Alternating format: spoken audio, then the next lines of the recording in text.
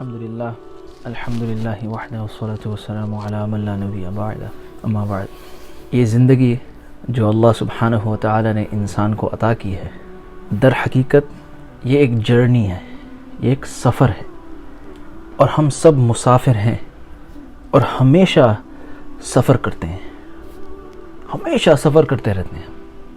حتیٰ کہ اگر ایک انسان جو پڑا رہتا ہے، کچھ لوگ ہوتے ہیں جو صوفے پہ ٹی وی کے سامنے پڑے رہتے ہیں، ان کو بولتے ہیں کاؤچ پوٹیٹو، تو وہ انسان بھی جو صوفے پہ پڑا ہوا ہے اور وہ کچھ کام نہیں کر رہا، بس بیٹھا ہوا ہے، وہ بھی مسافر ہے، اس کا بھی سفر جاری ہے۔ حالانکہ وہ کچھ کر نہیں رہا، لیکن وہ بھی مسافر ہے اور اس سفر میں سفر کر رہا ہے۔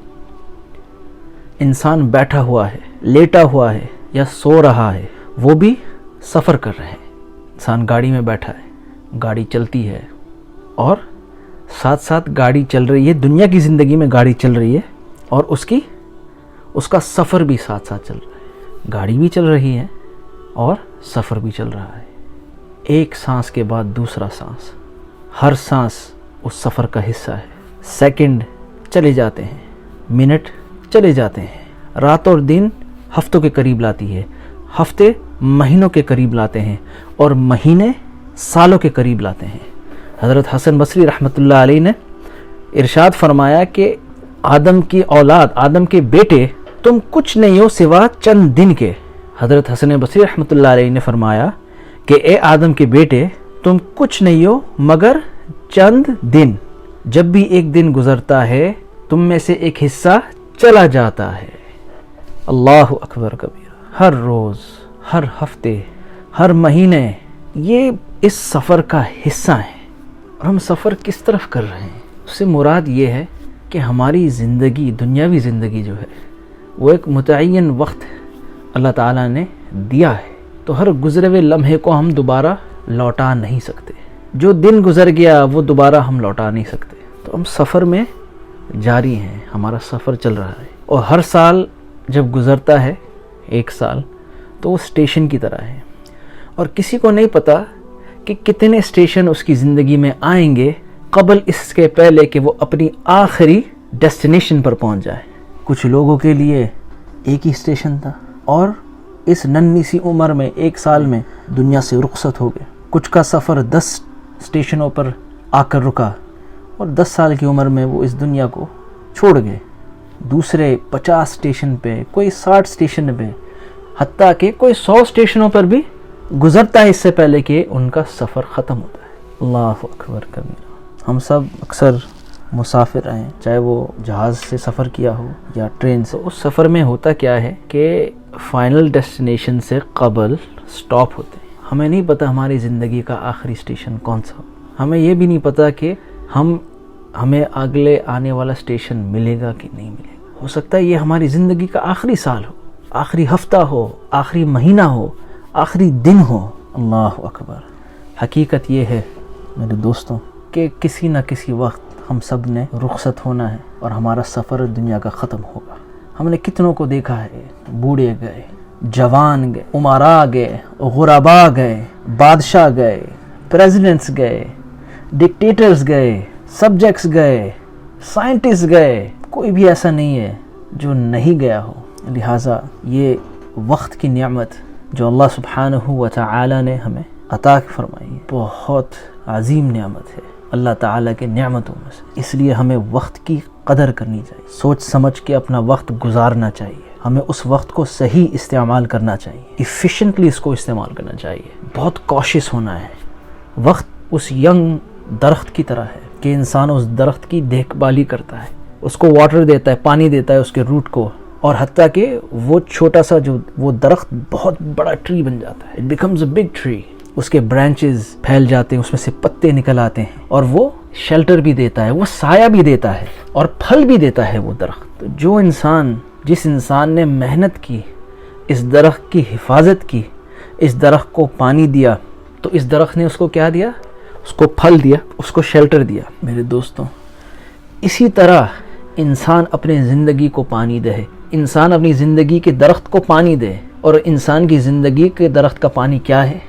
وہ ہے اعمال صالحہ، نیک اعمال وہ پانی کس طرح دے؟ نماز کے ذریعے، اللہ کے ذکر اللہ کے ذریعے، قرآن شریف کی تلاوت کے ذریعے، روزوں کے ذریعے، زکوٰۃ کے ذریعے، صدقات کے ذریعے، اور حلال کمائی کے ذریعے، نگاہوں کی حفاظت کے ذریعے، چاہے وہ بازاروں میں ہو، مارکیٹوں میں ہو، یونیورسٹیز میں ہو، کالجز میں ہو، جہاں کہیں بھی ہوں، وہ اپنی نگاہوں کی حفاظت کرتے ہیں اور اپنے قلب، اپنے دل کی حفاظت کرتے ہیں نفس کے خواہشات سے اور شیطان سے۔ جو حضرات یہ کرتے ہیں، محنت کرتے ہیں اس دنیا میں، تو پھر کیا ہوگا کہ اللہ تعالیٰ وہ اعمال جو ہیں جو انسان دنیا میں کرتا ہے، اپنے نفس کی مخالفت کرتا ہے، تو اللہ تعالیٰ پھر وہ اعمال اس کو شیلٹر دیں گے، وہ درخت اس کو پھل دے گا، قیامت کے دن اس کو یہ شیلٹر دے گا، قبر میں یہ شیلٹر دے گا۔ اللہ اکبر کبھی۔ بہت سمپل بات ہے لیکن بہت ہیوی بات ہے، بہت سمپل یٹ کمپلیکس بات ہے۔ بات یہ ہے کہ اللہ تعالیٰ نے یہ زندگی عطا فرمائی، یہ وقت عطا فرمائی، اس وقت کو اگر صحیح استعمال کریں گے تو قبر میں بھی کام آئے گا، دنیا میں کام آئے گا، دنیا میں تو کام آئے گا، قبر میں کام آئے گا، قیامت کے دن کام آئے گا، آخرت میں کام آئے گا۔ ہم نے دیکھا ہے کہ جو حضرات اپنے نفس کی سنتے ہیں، نافرمانی والی زندگی گزارتے ہیں، تو بظاہر تو ایسا لگتا ہے کہ وہ بہت زبردست قسم کی زندگی گزار رہے ہیں، لیکن حقیقت یہ ہے کہ بہت پریشان ہوتے ہیں، ان کا دل مطمئن نہیں ہوتا، ان کو قلبی سکون حاصل نہیں ہوتا۔ اللہ اکبر کبیرہ۔ کیوں؟ کہ اللہ سبحانہ و تعالیٰ نے ارشاد فرمایا کہ الا بذکر اللہ تطمئن القلوب، سن لو، الا، اے لوگو سن لو، صرف اللہ سبحانہ و تعالیٰ کے ذکر کے ساتھ دلوں کا سکون ہے، دلوں کا چین ہے، دلوں کا اطمینان ہے۔ اللہ اکبر کبیرہ۔ یہ نہیں فرمایا کہ سکون پیسے کے ساتھ ہے، یہ نہیں فرمایا کہ سکون اپنی نفس کی پیروی میں ہے، نہیں، فرمایا کہ اگر سکون چاہیے تو وہ اللہ کے ذکر میں۔ اس لیے آپ نے دیکھا ہے کہ جو حضرات نفسانی زندگی گزارتے ہیں، اس کی یوں مثال سمجھیے کہ انسان جو ڈرگ استعمال کرتے ہیں، ان کو شروع میں جو ڈرگ ڈیلرز ہوتے ہیں، جو یہ انٹاکسیکنس بیچتے ہیں، کیا کرتے ہیں کہ وہ پہلے مفت بانٹتے ہیں، اور جب لوگ لیتے ہیں تو وہ اس کا اثر کر جاتا ہے، تو اب وہ جو نشہ ان کو ملتا ہے اس کے لیے یہ تڑپتے ہیں اور پھر یہ ڈرگز میں لگ جاتے ہیں۔ لیکن ہوتا کیا ہے کہ جو پہلی دفعہ جو استعمال کیا تھا وہ مزہ نہیں آتا، تو وہ مزہ حاصل کرنے کے لیے وہ زیادہ سے زیادہ ڈرگز استعمال کرتے ہیں، پھر بھی ان کو وہ رزلٹ نہیں ملتا، حتیٰ کہ اوور ڈوز ہو جاتا ہے اور وہ مر جاتے ہیں۔ یہی نفسانی زندگی ہے، شروع میں لگتا ہے اچھا، لیکن انسان جب نفس کا سنتا ہے اس کو مزہ نہیں آتا، اس کو سکون سب کر رہا ہوتا ہے، وہ نفس کی ہر ایک بات سنتا ہے، لیکن اس کا قلب مطمئن نہیں ہوتا، پریشان رہتا ہے، وہ اس کو انگزائٹی ہوتی ہے، وہ پھر اینٹی ڈپریسنس لیتا ہے، ڈپریشن کا مرض میں مبتلا ہو جاتا ہے وہ۔ اللہ اکبر کبیرہ، اللہ اکبر کبیرہ۔ اصل کمائی، اصل انجوائمنٹ جو انسان کو جنت میں حاصل ہوگا وہ ہوگا کہ جب انسان اللہ سبحانہ و تعالیٰ کو دیکھے گا اپنی آنکھوں سے۔ اللہ، اس سے بڑی کوئی نعمت نہیں کہ انسان اللہ جل جلالہ کی زیارت کرے گا، اللہ تعالیٰ کو دیکھے گا، کوئی پردہ حائل نہیں ہوگا، انسان ہوگا، اس کا خدا ہوگا، لیکن یہ ان لوگوں کے لیے جنہوں نے اپنی زندگی حق تعالیٰ جل جلالہ کے شان کے مطابق گزاری، حق تعالیٰ جل شانہ کے مرضی کے مطابق زندگی گزاری، کوشش کی، اگر پھسل گیا پھر اٹھ گیا، پھر توبہ کی، پھر استغفار کیا اور پھر لگ گئے، لیکن لگے رہو۔ اللہ سبحانہ و تعالیٰ فرماتے وَمَنْ جَاهَدَ فِينَا لَنَهْدِيَنَّهُمْ سُبُلَنَا، وَمَنْ جَاهَدَ، جو ہمارے راستے میں مجاہدہ کرتا ہے، لَنَهْدِيَنَّهُمْ، ہم ضرور بضرور ان کو راستہ دکھائیں گے۔ تو اللہ سبحانہ و تعالیٰ کوشش مانگتے کہ انسان کوشش کرے۔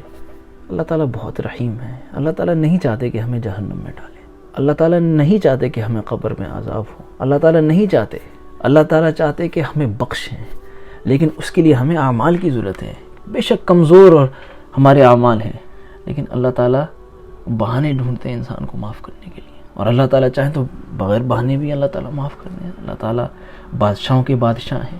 اللہ تعالیٰ، حضور علیہ الصلوۃ والسلام نے حدیث فرمائی، حدیث میں ارشاد فرمایا آپ علیہ الصلوۃ والسلام نے کہ جس کا مفہوم ہے کہ ذہین وہ ہے جو اپنے نفس کے خواہشات کو دباتا ہے اور اپنی موت کی تیاری کرتا ہے۔ آپ نے پھر ارشاد فرمایا جس کا مفہوم ہے کہ بے وقوف وہ ہے جو اپنے نفس کی تابعداری کرتا ہے اور پھر اللہ پہ توکل کرتا ہے. جی اللہ تعالیٰ بہت رحیم ہے. بھئی رحیمی والی زندگی تو گزارو.